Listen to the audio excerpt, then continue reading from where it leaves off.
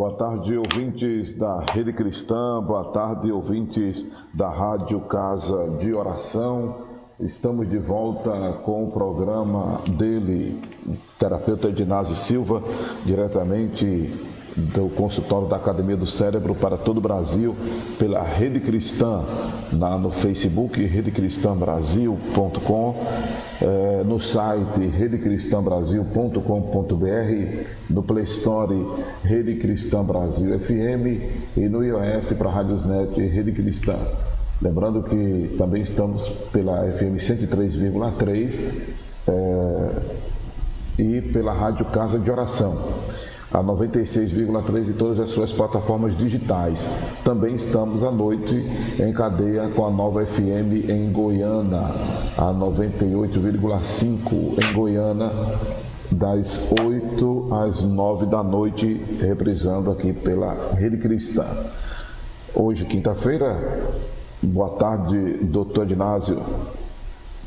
Boa tarde para todos os ouvintes desse programa, através dos aplicativos e da Rede Cristã e demais emissoras que estão conveniadas. Aproveito essa oportunidade, as pessoas que estão nos ouvindo fora do rádio, dos aplicativos, nas cidades, pelo rádio, que têm interesse saber o que é isso, né? O que é terapia, o que é análise. Então, possa entrar em contato com a Academia do Cérebro. Não é necessário eu estar disponível, mas existem várias pessoas aqui que podem fazer o acompanhamento. Alguns psicólogos que trabalham aqui que podem fazer os acompanhamentos. Essa ideia é popularizar para que isso chegue às pessoas, as pessoas possam entender, da mesma forma que se cuida do corpo, deve se cuidar também da mente. Então, é uma atividade da psique que nós tentamos fazer com que as pessoas entendam e como funciona. E exatamente nesse período estamos abordando o tema felicidade, ou mentes felizes. E a gente vem já alguns vídeos, esse é o quarto ou quinto vídeo que estão fazendo sobre mente feliz. Então é necessário que se acompanhe desde o primeiro para entender, porque é uma sequência. Estamos fazendo alguns testes com as pessoas, colocando alguns questionários. Questionário está indo para o Instagram, terapia diária, que eu tenho todos os dias no Instagram. Você vai lá, se inscreve em terapia diária e se acompanha todas as mensagens que nós colocamos diariamente, as frases que nós colocamos diariamente, como também os questionários que estão indo para lá. Está havendo um probleminha aqui que não foi ainda, mas já o questionário vai estar lá. Esse e outros questionários que nós estamos colocando. Mas eu vou aproveitar o momento para duas frases, como eu falei essa semana e uma nova de hoje, para que você possa raciocinar. E o entrevistador pode debater, certo, antes que inicie o tema de hoje. É a continuação do tema de hoje. As emoções são responsáveis pelo sucesso e fracasso. Então, as emoções são responsáveis pelo sucesso e fracasso.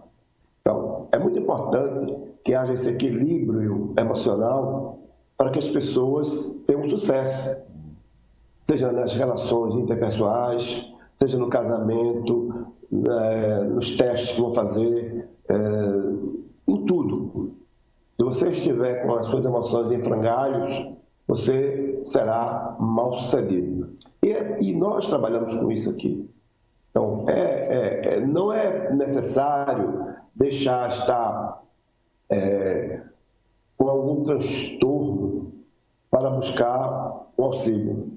Você pode buscar um terapeuta, buscar um analista para se entender e poder trabalhar com as suas emoções. É importante para o sucesso e para o convívio.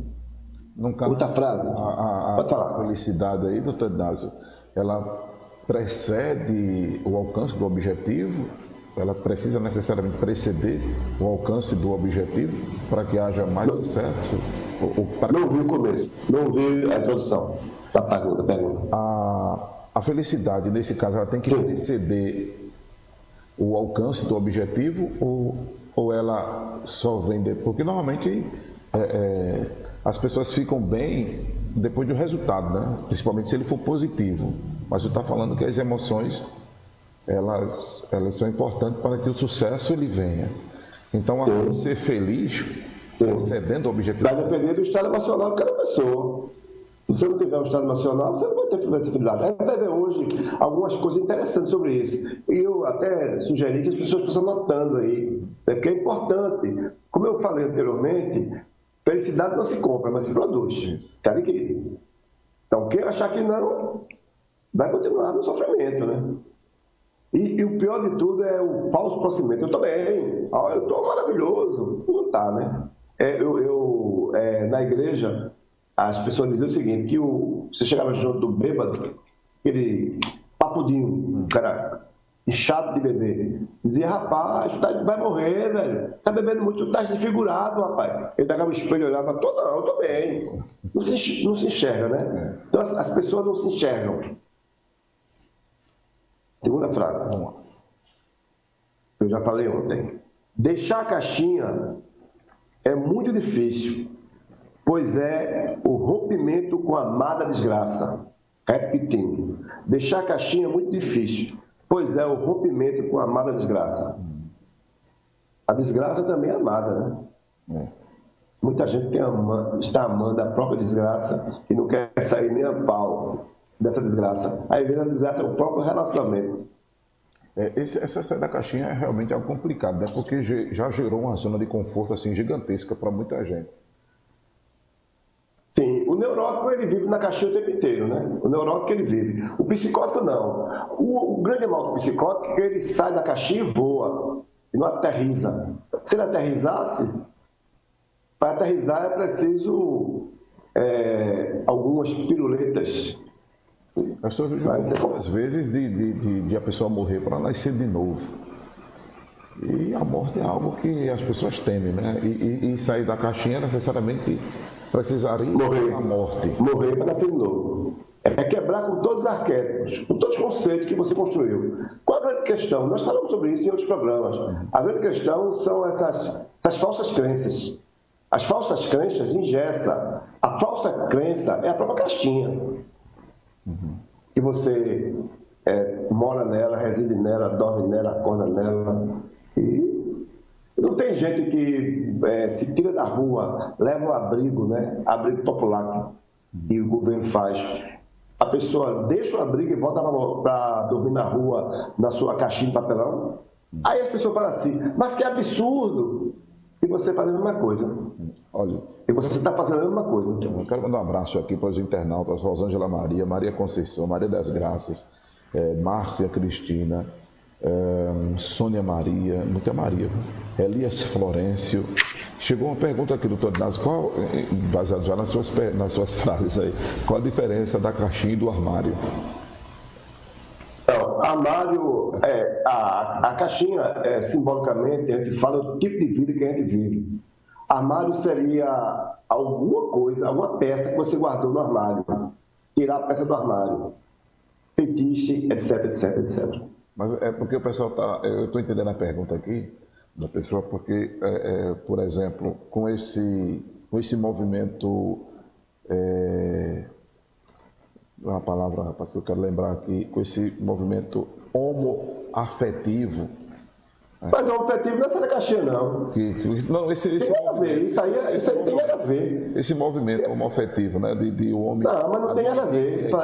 Sair da caixinha, sair do armário, não significa ser infeliz, não. Pode ser feliz nesse movimento. Agora, ficar na caixinha é infelicidade.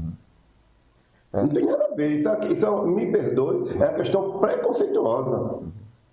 Não tem nada a ver. É porque a pessoa perguntou sobre a diferença, né, de sair da caixinha. Eu estou falando agora, inclusive, isso, né? Porque sair da caixinha é um modo de vida. Sair do armário é fetiche. Admitir. Por exemplo, o cara é homossexual, lésbica, ou quer mudar de preferência. De preferência sexual ou coisa parecida. Seria uma admissão? Sim.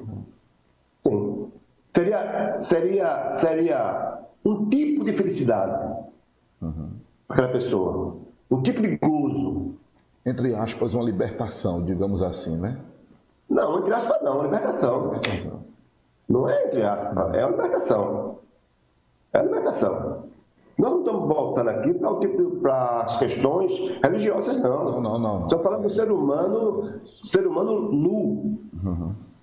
Quando eu falo aqui, eu falo do ser humano livre de todos os conceitos e preconceitos. Do ser humano ateu, budista, cristão, espírita. Ser humano é ser humano. Aqui, doutor Dácio, uma pergunta foi no Zap que foi feita essa pergunta. O senhor falando agora, eu me lembrei que o ouvinte fez sobre a questão da prestação de conta, da justificativa aos outros, alguma coisa assim. E ele fez a pergunta seguinte, que essa busca pela felicidade aí não isentaria a pessoa dessa satisfação que tem, por exemplo, a dar a Deus. Aí o senhor falando agora que independe, obviamente, de qualquer coisa. O grande problema é essa coisa assim de o que é que o doutor Ednásio vai achar de mim, o que é que o pastor Amaro vai achar de mim, o que é que fulano, Beltrano, o que é que manhinha, painho, os amigos, a sociedade, né, vão achar de mim. Então isso tem impedido a felicidade de muita gente, né? Sim. Eu não tenho. Isso é viver na caixinha. Isso é viver na caixinha. Eu sempre estou colocando a algema do outro em mim. O outro está sempre me algemando. Deus não faz isso, não. Deus não faz isso, não. De forma alguma. Então, a grande questão é que as pessoas não sabem o que é que Deus pensa de mim, o que é que Deus permite ou não permite. E essa questão de permitir ou não permitir é a questão simbólica. O que é que Deus permite ou não permite. Não existe normas rígidas, dracônicas, em relação a você, em relação... Até o próprio Deus disse, os seus pensamentos não são os meus pensamentos. Eu penso bem sobre você. E você acha que Deus está pensando sempre o mal sobre você. Isso tudo é fruto da criação. O tamanho do seu Deus é o tamanho da sua criação. Ok. Fica à vontade, doutor Ednásio. Outra frase ou já para o tema de hoje? Fica à vontade. Não, vamos para o tema. Vamos lá. Atenção, vamos para o tema sobre mentes felizes. A gente falou aqui sobre a neuroplasticidade. Plasticidade. Então, a gente estava dizendo que essa neuroplasticidade faz de você uma pessoa mais feliz, porque essa neuroplasticidade, ela vai se adequando, você vai se adequando o cérebro da sua forma de vida. Então, o que está acontecendo com as pessoas? Essas pessoas estão engessando o cérebro. Então, seria sair dessa imposição. Dessa imposição de quem? Imposição do outro sobre a vida das pessoas. Então, hoje, vamos falar aqui sobre avanços nos processos de pensamento. Eu vou dar um texto aqui e vou discutir isso com você. Fortalecer sistemas neurais não é fundamentalizado diferente de fortalecer certos grupos musculares por meio do exercício físico. É basicamente substituir certos hábitos da mente por outros hábitos. O que é que o autor aqui está dizendo? Ele está dizendo que quando você resolve fazer exercício localizado, eu quero fortalecer meus músculos, eu quero ter bíceps, eu quero ter um músculo melhor, eu quero ter as pernas mais grossas, eu quero ter mais bumbum, eu quero ter mais peito. Então você faz algum tipo de exercício. Hoje se usa outros atributos também como preenchimento, mas na academia. Então você vai muscular certas áreas ou o corpo como todo. Então, se você quer mudar o seu cérebro, você começa também a exercitar certos hábitos. Que o nosso cérebro ele age mais ou menos como se fosse um robô, né? Você fica repetindo muito aquilo. Então, como é que você vai integrar esse cérebro com você? Fazendo isso, buscando novos hábitos. Então, essa neuroplasticidade significa que eu posso substituir, eu posso animar aquela área do cérebro.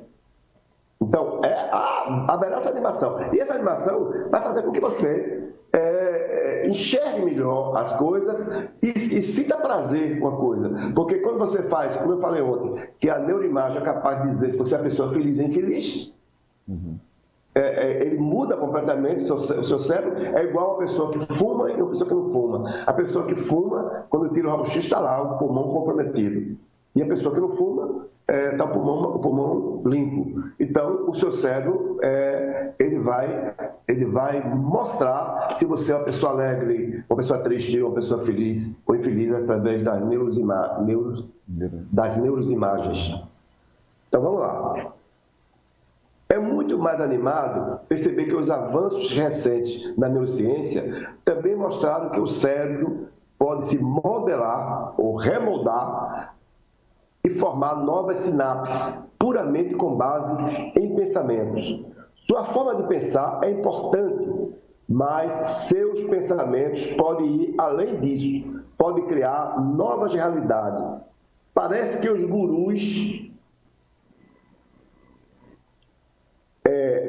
e seus seguidores estavam basicamente certos. Agora há evidências científicas que, se você visualizar uma coisa com intensidade e frequência necessária, ela pode se tornar realidade. É algo muito interessante que eu estou falando aqui. Você pode ter pensamentos que remoldem o cérebro e, embora atividades ou influências exteriores frequentemente ajudem a estimular o processo, nada disso é obrigatório. Se você tiver os pensamentos necessários e assim treinar seu cérebro para agir de uma forma diferente, forçando deliberadamente a fazer isso e depois reforçar essa nova forma de pensar, o cérebro pode se transformar bem como seu funcionamento para estar alinhado com esses pensamentos.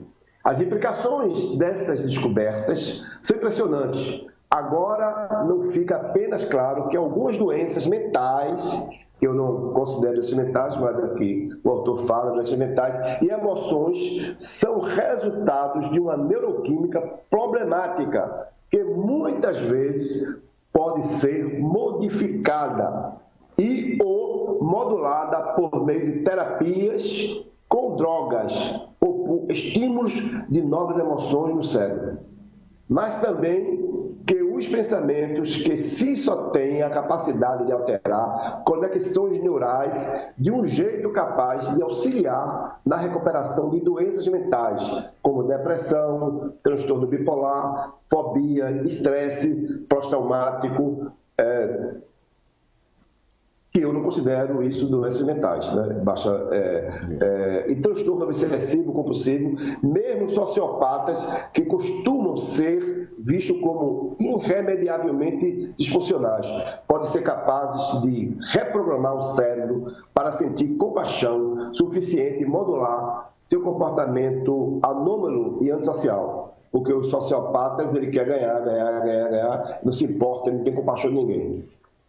O que significa tudo isso? Significa que aquilo que você pensa, faz e diz importa, é que afeta quem você é exteriormente, internamente e no seu cérebro. Acima de tudo, significa que você pode retreinar o cérebro, pode ser mais produtivo, mais resiliente, mais feliz. Ora, muita gente, e eu tenho falado isso, viver na caixinha significa viver debaixo do mesmo teto, viver debaixo da mesma desgraça, viver diante do mesmo problema, assimilar esse problema. E cada vez que você pensa mais nesses problemas, que você tenta bater, e parece que está no atoleiro, você se atola mais, se afunda mais, seja especialmente em relação à dívida, seja especialmente em relação à doença. Tem gente que pensa tanto na doença que os sintomas estão cada vez mais aflorados. Então, você está pensando muito na doença, pensando muito no problema, e você está ficando cada vez mais doente. E você tem uma expectativa pela frente, você tem tanta expectativa para ser isso, para ser aquilo, para ganhar dinheiro, que você não consegue chegar. Isso fica cada vez mais distante. Observe que as pessoas que mais falam de dinheiro é que têm menos dinheiro. As pessoas que mais se preocupam com dinheiro é que têm menos dinheiro. Doutor Inácio, então, parece... o senhor já frequentou um templo budista? Já. E falando aqui, então, isso me faz lembrar que no budismo existe essa teoria, né? Essa prática, esse raciocínio de que essa fixação ou esse mantra, vamos dizer assim, ele gera resultados exatamente físicos, corpóreos, enfim. Então, é baseado, será, nessa Não, isso não é teoria budista, é teoria científica, né? Budista? Não é budista. A budista é filosófica, budismo que é cientista. E pega embora que nós falamos ontem que o nosso cérebro ele poderia ser o tamanho de um travesseiro. Uhum. Ele não é, dobrado. Então, cada vez que você vai estimulando uma área do cérebro, ele vai se agigantando. Uhum. Ele vai criando espaço. Ou seja, quanto mais você der ouvido aquilo vai ficar mais elástico no área do seu cérebro. Ele vai crescendo. Ele vai dominando a sua vida. Então, a intriga vai dominar a sua vida. O seu mau humor, a sua falta de entendimento com o outro vai dando mais resistência, vai se agigantando no seu cérebro. O seu olhar sobre aquele problema vai ter um espaço maior no seu cérebro. E ele vai predominar a sua vida. Por isso que as pessoas vivem angustiadas. Por isso que as pessoas vivem ansiosas. Porque esse tema tem sido discutido muito mais tempo. Essa pessoa tem participado disso mais tempo. O dia inteiro as pessoas estão com essa neurose obsessiva. Pensado muito nisso. E esse pensamento que a pessoa tem continuado faz com que essa área do seu cérebro esteja dominando, tomada, crescida. Então, essa angústia tem um lugar certo. E essa angústia vai somatizar na sua vida. Vai ser somatizada na sua vida. Então, aí as pessoas tentam desconstruir através das drogas, né? Das terapias com drogas, que não funciona muito bem. Funciona por um período curto. Então, é exatamente isso que nós estamos vendo aqui e agora. Então, é por isso que as pessoas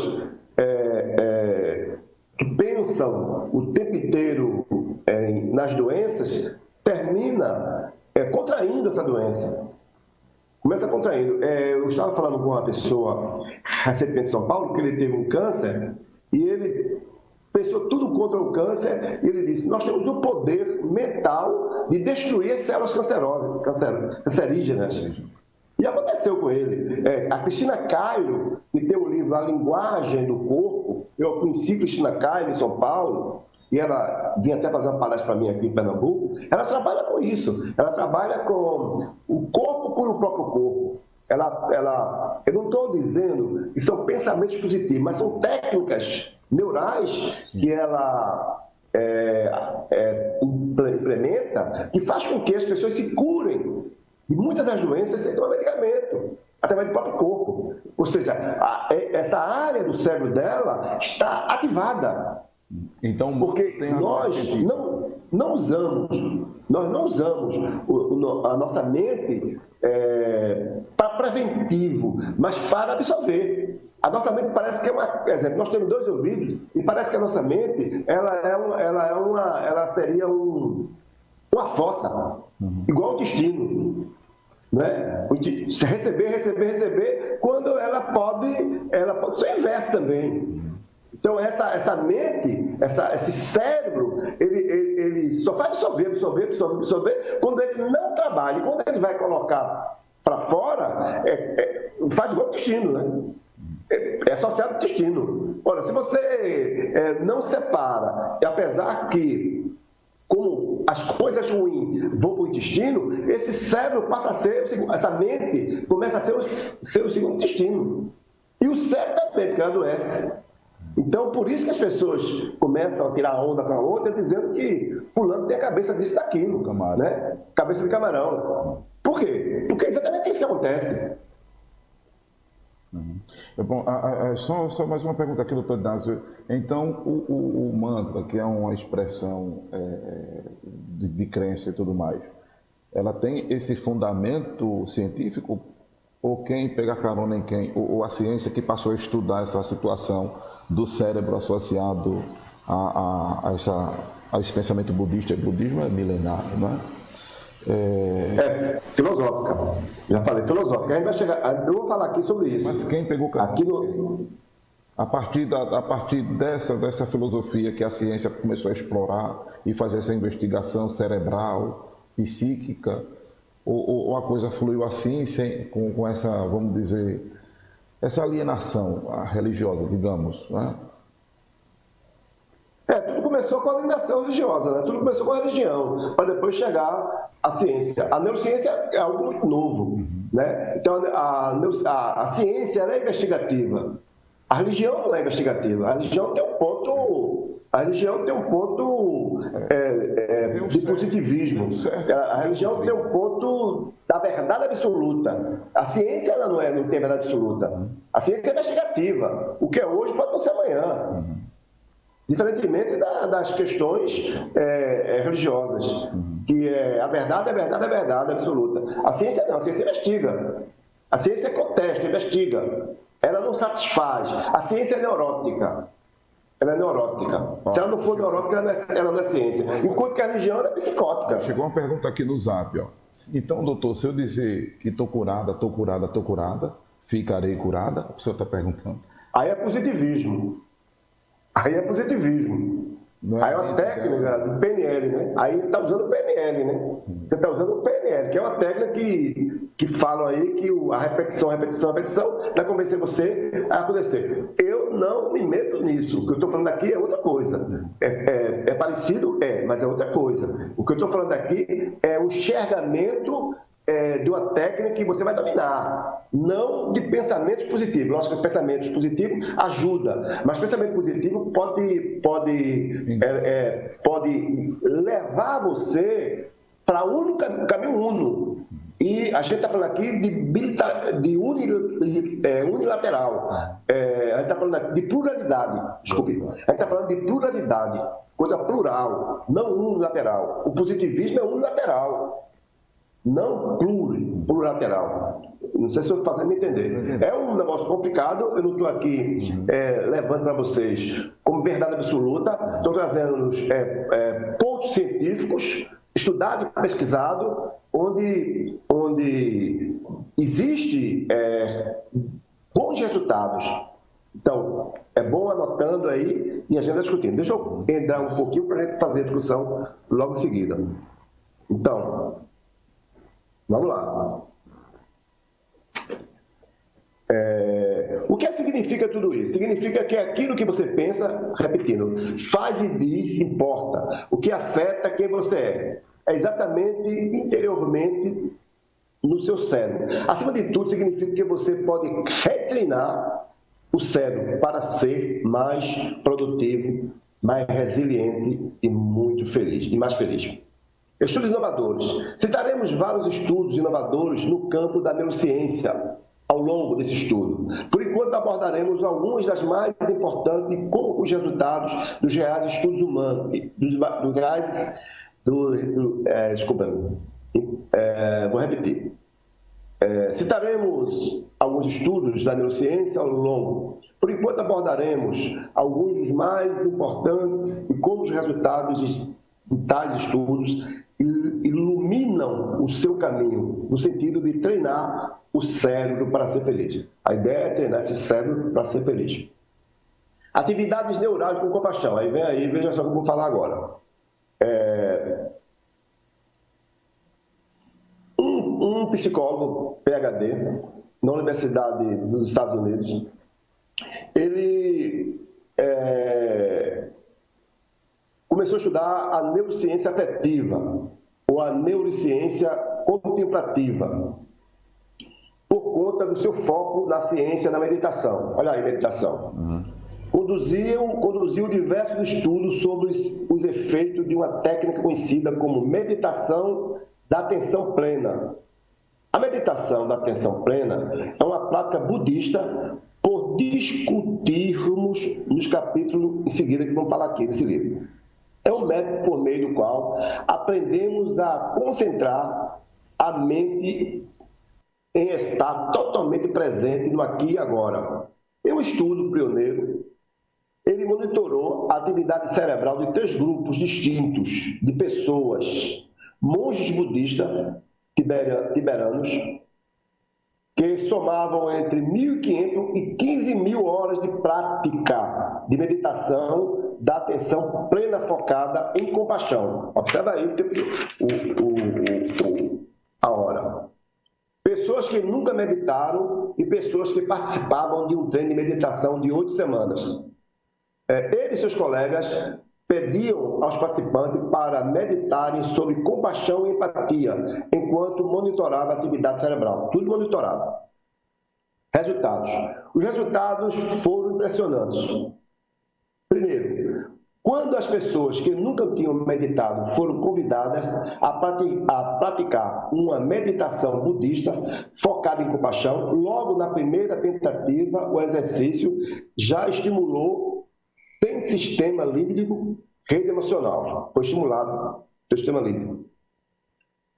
Segundo, quando aqueles que nunca haviam praticado a meditação aceitaram fazer o programa de 8 semanas, conforme o treinamento progredia seu cérebro, revelaram mais atividade no córtex pré-frontal esquerdo, uma área do cérebro que, em tese, será responsável por gerar emoções positivas, como compaixão, empatia e felicidade. Veja só.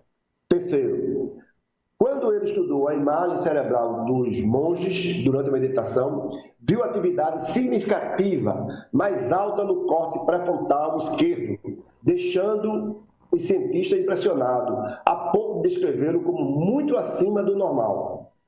Quarto, os monges também mostraram transformação continuadas em atividades cerebrais da base, ou seja, sem meditação, indicando que a prática da meditação havia alterado a forma como seus cérebros funcionavam, mesmo quando não estavam meditando. Essas transformações ficaram mais evidentes no córtex pré-frontal esquerdo. Como essa pesquisa pode ajudar a ser feliz? O que os estudos deles demonstraram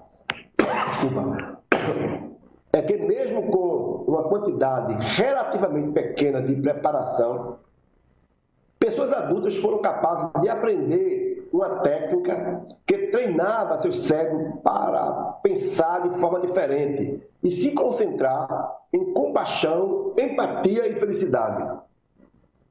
Ao se treinarem para pensar de forma distinta da anterior, esses indivíduos reprogramaram seus cérebros, fortalecendo caminhos, associando a sentimentos felizes em apenas 8 semanas.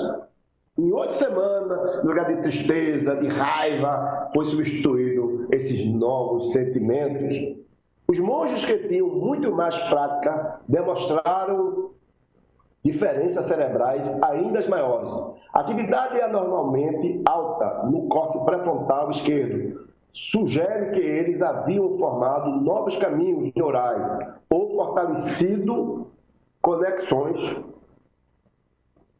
fortalecido conexões neurais existentes na área simplesmente pensando. A meditação como técnica, o que veremos mais profundamente adiante, fez seus cérebros mudarem, não apenas em resposta ao pensamento ativo, mas de uma maneira fundamental durante o tempo. mesmo enquanto não estavam meditando e sem pensar a respeito, meditar e pensar na felicidade faz com que seus cérebros se moldassem e se transformassem, tornando-se programado para mais felicidade. E por 24 horas por dia, esse é o poder de pensamento positivo, o que a pessoa me perguntou lá na frente, mas usando essas técnicas. Gente, eu vou ler aqui mais um pedaço para a gente partir para a discussão. Mas eu quero dizer o seguinte: o que ocorre é que hoje a ciência está usando as técnicas da meditação para reduzir danos emocionais, entre elas a ansiedade. Então é comum alguns terapeutas usar técnica budista e técnica de meditação. É comum nas grandes capitais, Nova York, São Paulo, ter salas de meditação.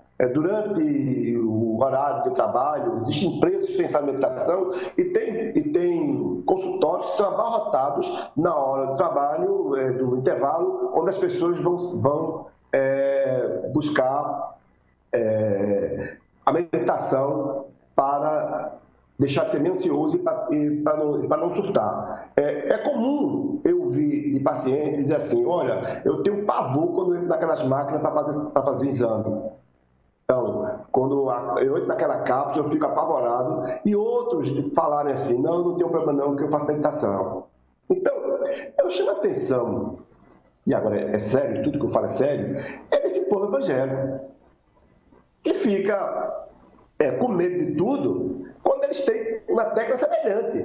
Então, a técnica de meditação, você pode usar também no cristianismo. Mas por que no budismo? Porque eles são mais light, leve, mais tranquilo, menos apavorado, mais confiante. E aí é que está o problema. Você pegar um caranguejo para colocar ele na linha é bem difícil, ele vai sair e aí você volta lá. Então é exatamente as pessoas que estão assim. Se as pessoas chegam mais tranquila para fazer um exame, mais tranquila para uma abordagem, essa pessoa vai ter muito mais resultado do que o outro agitado. E a gente percebe que existe sim uma agitação nesse meio cristão. Ou seja, a igreja está doente, gente. A igreja está doente. As pessoas estão doentes. Então é necessário. Eu não estou dizendo para buscar a meditação budista, mas parece que existe uma ausência de técnicas. Parece que existe um apavoramento. Ou um apavoramento ou um conformismo com o deserto. Ou seja, eu vou morrer no deserto, vou precisar mesmo morrer aqui. Então, os dois lados estão errados. Sem contar o antagonismo, né, doutor Inácio? Sem contar o antagonismo de que se morrer vai para o céu, só tem medo de morrer. Pois é. Tem que contar isso. Pois é. Inclusive, vamos lá. Vamos lá para a gente abrir o debate aí. Vamos lá. Sobre neurogênese. O que seria a neurogênese? A neurogênese, que literalmente significa nascimento de neurônios, é um processo por meio do qual os neurônios são formados e todo o cérebro é povoado por ele. Embora esse fenômeno seja mais ativo antes de você nascer, a neurociência recente mostrou que o processo continua durante toda a puberdade, adolescência e idade adulta. Praticamente até você deixar de aprender novas habilidades, a ideia de neurogênese adulta demorou a ser aceita pela comunidade da neurociência. Às vezes, derrubar uma convicção há muito estabelecida pode ser difícil. Aqui vão vários resultados de estudos pertinentes à neurogênese, ao novo nascimento. A primeira evidência de neurogênese adulta em mamífero foi apresentada em 1962. Ela expôs evidências sólidas, demonstrando que os neurônios se formavam no cérebro de ratos adultos após lesões cerebrais. Aqui quem falou ontem. Em 63, deu uma sequência a esse estudo inicial com demonstrações similares de neurogênese adulto em uma área do cérebro chamada hipocampo, que é a área central aqui da testa, onde fica o hipocampo. Em 69, que é responsável pela aprendizagem, em 69 ele descobriu a fonte de neurônios gerados em adultos. O bulbo olfativo, uma porção do cérebro voltada à percepção de odores. Contudo, os estudos cuidadosos foram quase totalmente ignorados por grande parte da comunidade científica na época, né? No final de 80 e nos anos 90, o trabalho tornou-se o centro das atenções e foi repetido e expedido por outros pesquisadores. Ao estudar os cérebros de mamíferos e aves, esses pesquisadores demonstraram que nas espécies estudadas, a neurogênese adulta acontece em várias áreas do cérebro. E nos anos 90, a neurogênese humana foi confirmada. É assim que essas pesquisas podem ajudá-lo a ser feliz. Esses estudos, que são de grandes marcos divisórios da ciência, provaram uma variedade simples e grandiosa. Seu cérebro é capaz de criar novos neurônios. Embora a maioria dos estudos passados apontasse que novos neurônios eram criados em resposta a lesões cerebrais, como acontece aqueles que sofrem de derrame, outros mais recentes mostram que esses novos neurônios são criados em muitos animais como resposta à experiência e treino. Experiência e treino, não é necessário apenas estar doente, mas é necessário a experiência e treino. Ademais, seus neurônios podem se transformar, eles são plásticos, flexíveis e podem mudar a força das suas conexões em questão de minutos. Sim, no tempo que você levou para ler esse parágrafo, seu cérebro pode começar a mudar e se tornar mais feliz e mais saudável. Por isso que é importante a participação de pessoas em muitas atividades de aprendizagem, novas línguas, aprendizagem a ler, aprendizagem... Tivemos um probleminha com a imagem aqui, mas está de volta, terapeuta Dinácio. Pode voltar a falar, por favor. O que ocorre é que as pessoas não aprendem, não querem, as pessoas voltam para o mesmo caminho. Quando eu falo em aprendizagem, falo em tudo. Por exemplo, novas técnicas, gente que resolve aprender costura depois de velho, ou de qualquer idade, aprender bordado, aprender a pintar, aprender a cantar, buscar novos caminhos, não o mesmo caminho. Por que abrir a mesma janela todo dia? Por quê? Por que andar pela mesma rua todo dia? Por que não novas experiências? Então, se as pessoas vivem no mundo velho, é a desgraça velha. É tudo velho. Não estou falando aqui em relacionamento, não. Estou falando em atividades. Em atividades. Então, o seu cérebro, ele quer, a cada momento, experimentar, ser desafiado. Será que você está disposto a desafiar o seu cérebro? Eu estou desafiando você agora para uma nova experiência. Ok, você interage com o terapeuta Dinácio pelo 987-24-989, 987-24-989, que é o WhatsApp da Rede Cristã, ou então pela fanpage da Rede Cristã, a página, né, da Rede Cristã no Facebook, Rede Cristã Brasil, tudo junto.com. E também estamos no site redecristãbrasil.com.br. Você pode, pelo chat, o bate-papo aí do site da Rede Cristã, interagir conosco, fazendo a sua pergunta ao terapeuta Dinácio. Ok? Eu estava atendendo agora uma pessoa da Suíça. Sim. E eu estava comentando 3 fatos com ela.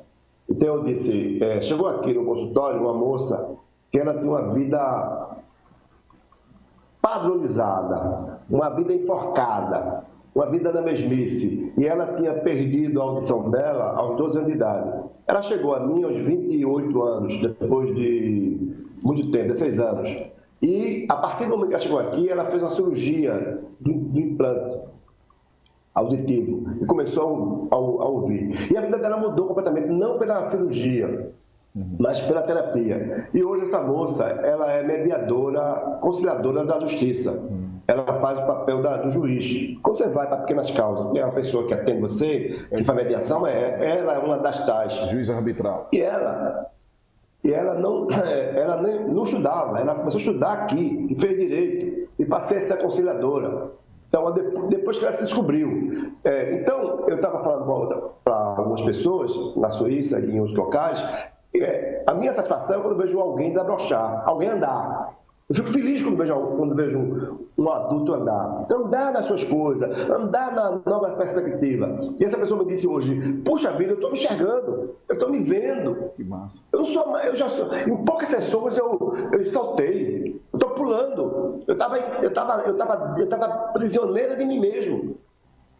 Então, eu sei que é difícil sair da caixinha, mas a gente tem a gente prova de forma científica que o cérebro, ele está desafiando você, embora que o cérebro também se acomoda, né? O cérebro faz você um prisioneiro dele mesmo, se você permitir isso.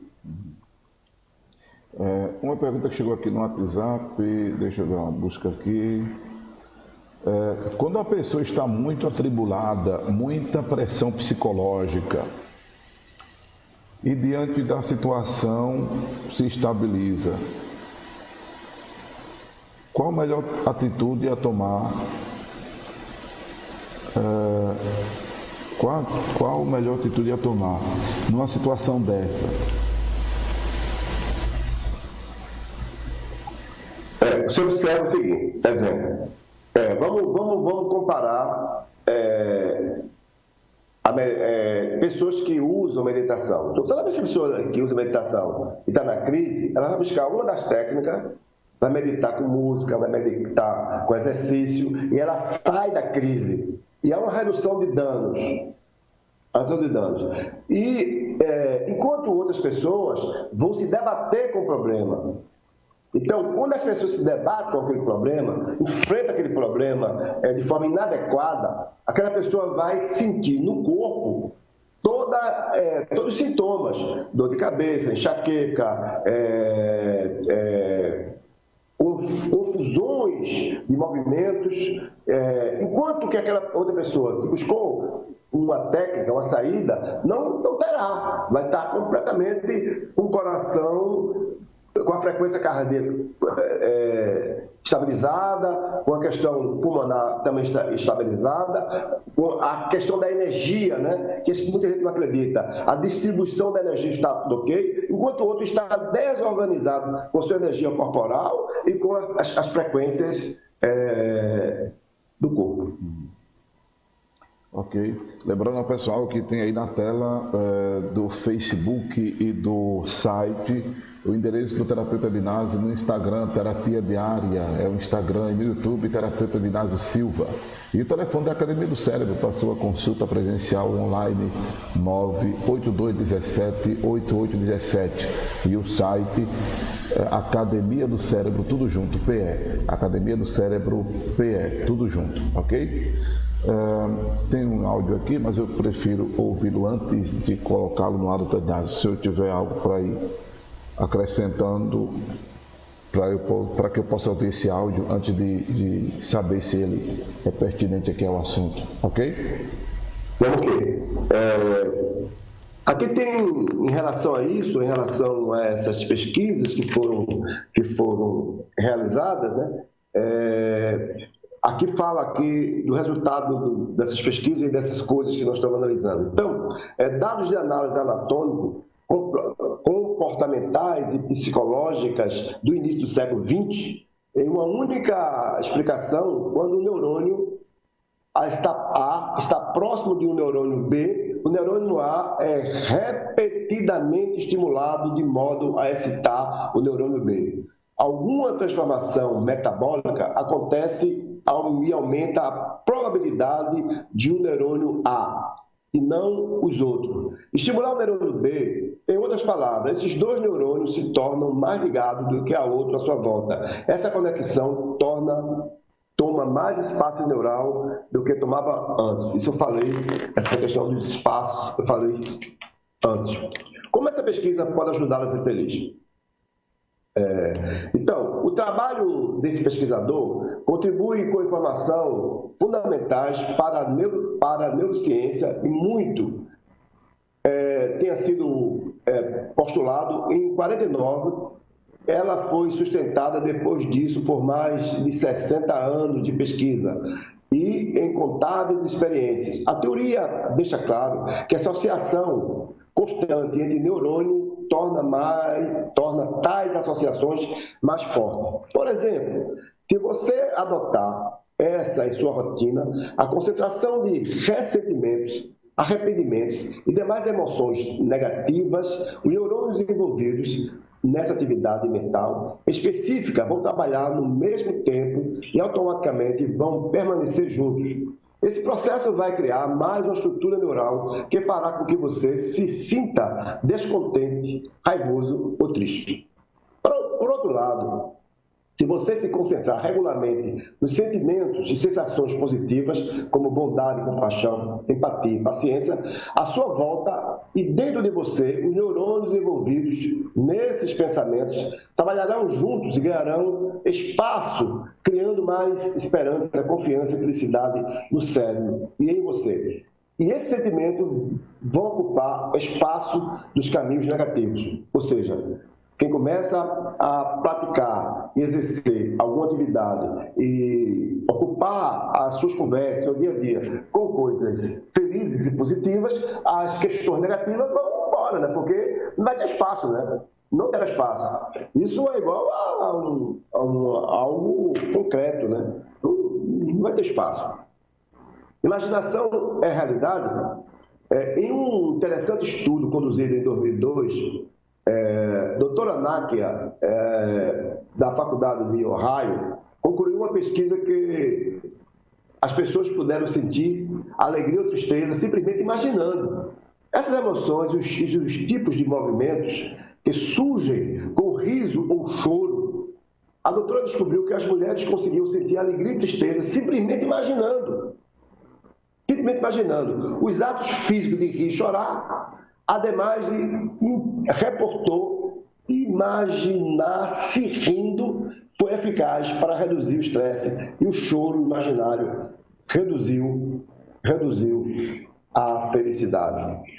Então, gente, já estamos já quase no final do programa, eu quero aqui deixar esse legado hoje para que você possa anotando e a gente, até no final desse estudo, a gente possa fazer uma pesquisa simulada. Quem acompanhou, quem fez, quem não fez, né? Se está sentindo melhor. É uma coisa interessante, né? É uma coisa que a gente pode discutir aqui. Pastor Mário. Eu acho que ele está ouvindo o vídeo ainda. Então, vamos lá ainda. Resultados. Sim, pode falar. Nós estamos com mais 7 minutos ainda para o programa. E voltou aqui a questão, a pessoa dizendo, olha aí, o budismo num argumento científico. Sim. A pessoa só fez esse apontamento aí. Não, mas tá certo. Não, tá certo. O que eu estou dizendo é que não é argumento científico. O que acontece é que o budismo é questão filosófica. É questão filosófica. Como o budismo é milenar, a ciência ela é mais moderna, mais contemporânea. Então ela foi investigar. Enquanto o budismo mostra uma certeza, a ciência mostra a investigação. Eu estou fazendo essa diferença aqui. Entendeu? Ok. Pode ficar à vontade aí. Pode ficar à vontade. Então vamos lá. Então, resultados. No estudo, 20 mulheres foram treinadas para realizar as tarefas de rir e chorar imaginariamente durante 3 dias, antes de uma ressonância magnética, ou de imagem, né? Elas imaginavam os movimentos físicos associados com rir e chorar e avaliavam suas emoções em uma escala de 1 a 9, antes e depois do exame. Emoções de felicidade e tristeza, não geradas por pensamentos, também foram induzidas com o uso de uma seleção personalizada de música. Eu tenho usado muito música aqui. A atividade cerebral, durante as duas tarefas, quaisquer que fosse, imagina-se rindo ou chorando, demonstrou envolvimento na área do cérebro, tipicamente associado com a geração de emoções e a área que controla movimentos. Ouvir seleções de músicas felizes e tristes selecionadas também produziu atividade cerebral associada à emoção e processamento de música. Por isso que eu tenho dito aqui que é importante selecionar tudo aquilo que a gente escuta, seja música ou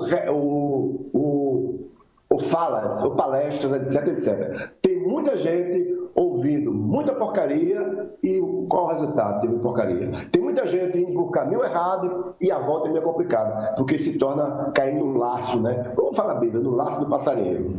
Então, é exatamente isso que eu quero trazer hoje, a gente está no final do programa, e se alguém tiver uma pergunta, o próprio interlocutor, para que a gente possa concluir. Okay. E na segunda-feira voltar com esse tema ainda. Esse tema vai até, sexta. Eu acho que o mês inteiro. Ainda temos amanhã ainda é sexta. Amanhã é sexta, porque eu estou acelerado. Eu estou pensando que amanhã já é. Então, temos amanhã e segunda-feira vamos continuar com esse mesmo tema, né? Uhum. Esse mesmo tema que é interessante. Interessantíssimo. Muita gente talvez não fale, mas está ouvindo e vai ver depois, vai rever, vai ter sua opinião, aí vai ter a confusão do budismo, do cristianismo, o que é melhor, o que não é, para relaxamento, quais técnicas, orar, eu me alivio, o culto me alivia, sei lá. Ainda não estou aqui levando nada isso como uma verdade absoluta. Porque tem pessoas que têm felicidade independente de crença, né? A felicidade não depende de crença, né? Não depende de crença, não.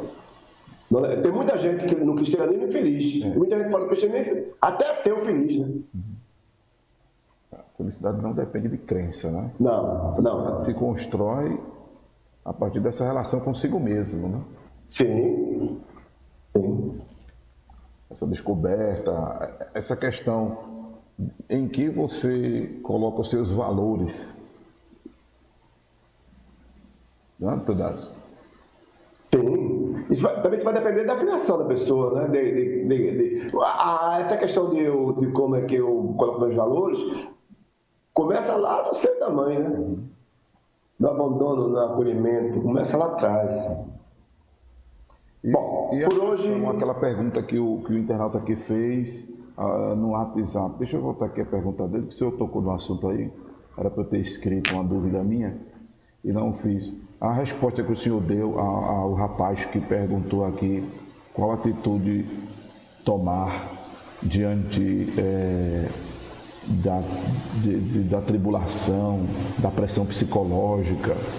O senhor fez uma fala que me fez elaborar a seguinte pergunta: a reação diante dessa situação vai depender exatamente desse outro elemento que o senhor falou aí, a construção lá atrás. Sim, é igual, cara. A construção egóica da pessoa, a facilidade ou não, sempre desaba, né? A estrutura egóica dessa pessoa vai depender muito de como, que tipo de remédio eu vou, que tipo de escoramento, né? Escoramento eu vou colocar.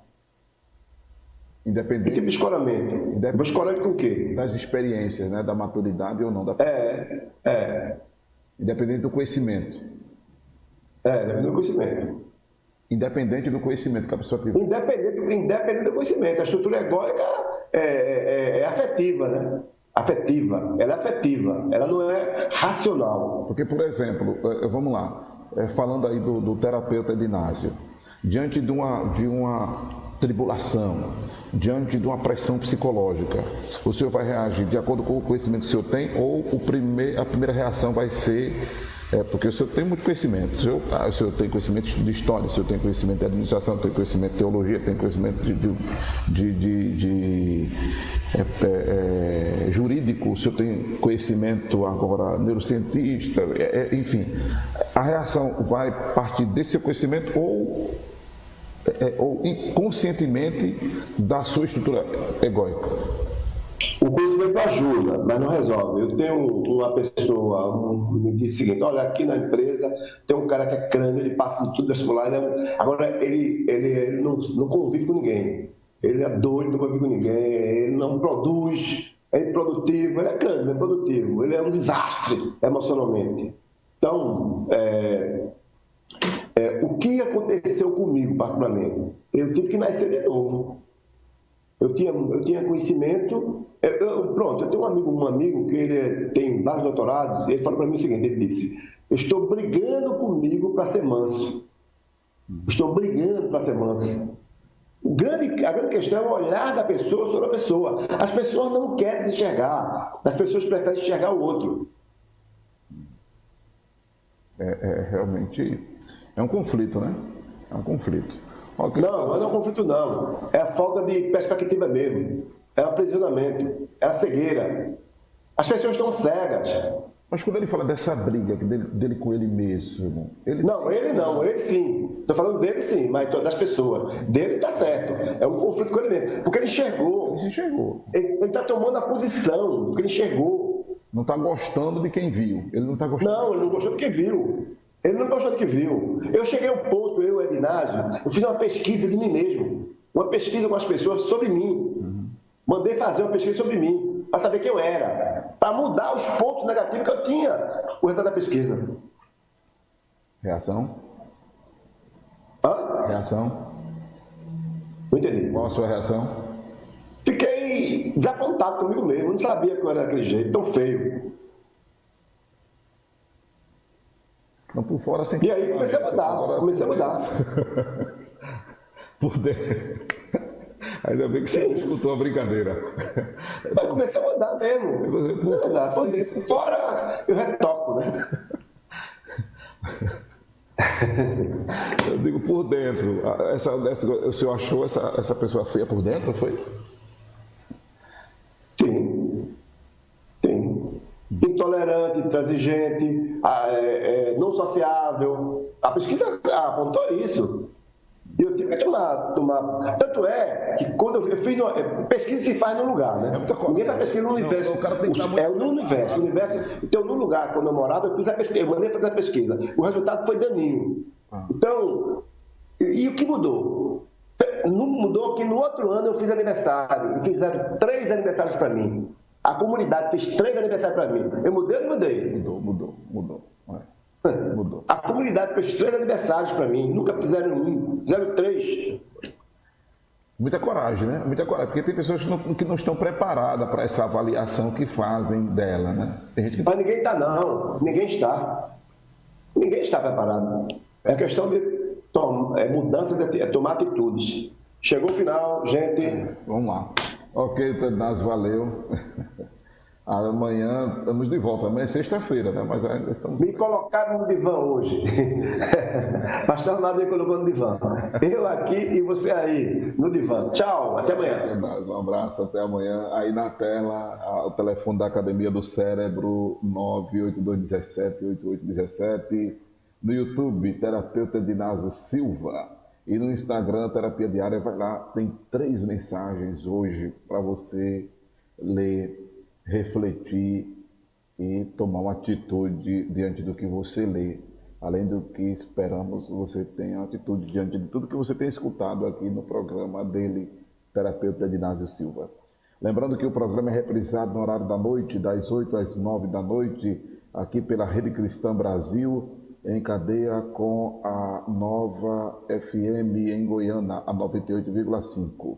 Estamos encerrando agora a nossa transmissão em cadeia também com a Rádio Casa de Oração, a 96,3. Pastor Walter Matos, para quem manda um abraço.